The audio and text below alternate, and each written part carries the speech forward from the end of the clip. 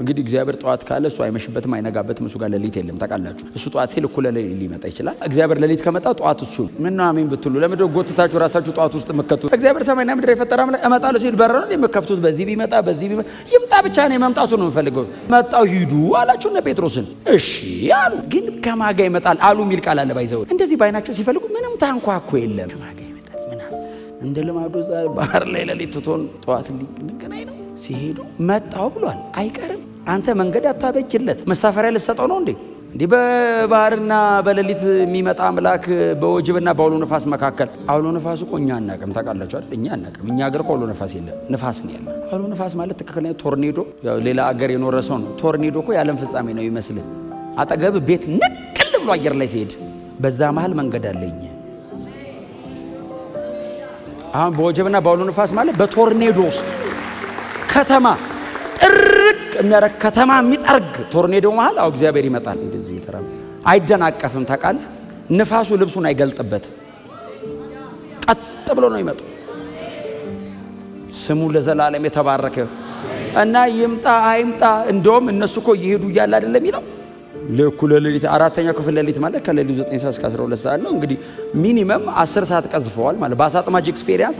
እነ ጴጥሮስ ምናምን ጥሩ ነው፣ ጥሩ ቀዛፊ ናቸው፣ ደግሞ ወጣት ናቸው ሁሉም። ዮሐንስ ነው ትንሹ 18 ዓመቱ፣ ሌሎቹ ተለቅ ያሉ ናቸው፣ ጥሩ ይቀዝፋሉ። 10 ሰዓት ማለት እንትንና አጋምሰውታል ገሊላ ባህርን።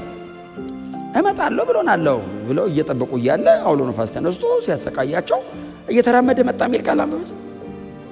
በጣም ስለምታውቁት ነው። ኮመን ነው እኮ እኛ ሀገራውን በጣም ነው ብዙ ጊዜ የሚሰበከው። እኔም ወደፊት በደንብ ነው የምሰብከው መጽሐፍ ቅዱስ ስላለ ሁሌስ ብንሰብከው። እየተራመደ ሲመጣ መጀመሪያ ፕሮብሌሙ ናቹራል ነበር አይደል? አሁንስ ስፒሪቹዋል ሆነ። ምትሃት ፈሪሳውያን ድሮ ሲያስተምሯቸው ሌሊት ባህር ላይ አጋንንቶች ይመጣሉ የሚል ትምህርት አስተምረዋል። በጌታ ሳይሆን የሰሙት ትምህርት ትዝ አላቸው።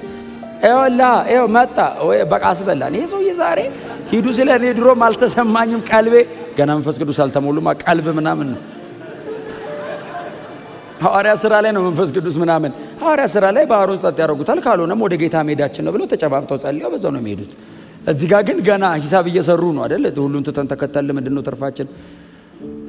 እና ይሄዱ ሰውዬ በቃ የሆነ ሰው እዛ አገልግሎት ይዞት ለሆነ ሰው እየጸለየ ነው። ምክንያቱም ህዝቡን እያሰናበተ ነው እነሱን ሂዱ ያለው። በቃ የሆነ ሰው ይዞት በቃ እዛ ዴሊቨራንስ ላይ ነው ረስቶናል ሲሉ መጣ።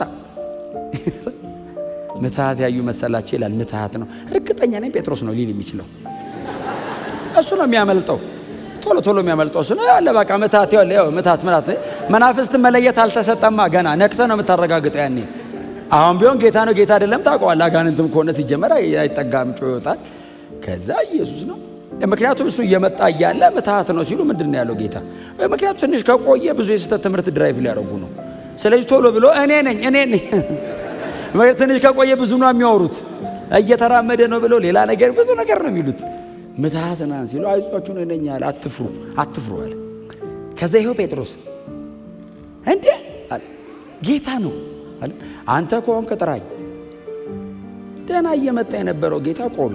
ደህና እየመጣ ቆመ እና አለ አሁን አስባ 11 አሁን ሁሌ ነው የምላቸው። አሁን ከ11 ማለት አንዱ አሁን ይሁዳውን በጌታ አይደለም 11 ነው አስቧቸው። ይሁዳ ራሱ ምን አንቀሸቀሽ? አይመጣም ደግሞ ና ነው ያለው። እየቀዘፋችሁ ነው አላለም። ጠራኝ እዘዘኝ ሲለው ና ወንድማችን ጴጥሮስ ጌታ ይባርከው በእውነት እዘዘኝ ና ሲለው ተነሳ። በቃ ጠርቶኛል መሄዴ ነው ጠብቆ ያለው። እኛ መስመጡን ስለምናነብ እንጂ ረጅም እኮ ሄዷል። ተው አትቸኩል። ምክንያቱም ምትሃትስ ቢሆን አረ ጌታዬ ነው አውቀዋለሁ ድምፁን።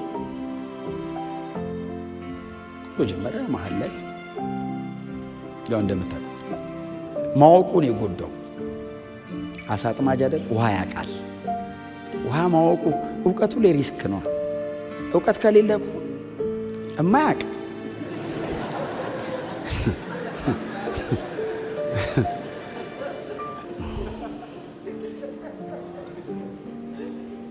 ማወቅ አይደል የሚያሰቃየን። ሞት እንዳለ ታውቃለህ። የማደፍረው ለዛ እኮ ነው። እማያውቅስ ይህ ምንድን ደፋርና ምን አለማወቅ ነው። እና ማቴዎስ ቢሆን ባይዞ አይሰምጥም። ቀራጭ ነው እሱ ሳንቲም ነው የሚያውቀው። ውሃ ያውቅም መሬት ነው ማለት ነው ብሎ ዝም ብሎ ነው የሚሄደው። ባይዘ ይሄስ ውሃ እንደሚያሰምጥ ያውቃል። ትዝ ሲለው ማዕበል ነው ምንድነው ምን ነክቶኝ ነው ራስ ትልቅ ሲል አለ ጮኸ። ጌታ ሆይ ጠፋው ምናምን ሲል መጣ አውጣለው። በምን ትመጣለህ ብለን ፈርተን ነበር። እየተራመድክ መጣ። ስሙ ብሩክ ይሁን። ጎናቸው አልሶ ጌታ ወዳለህበት ይመጣል በሉት እስቲ። This is your message። ኢየሱስ እናንተ ቤት በተለየ መንገድ ይገለጣል።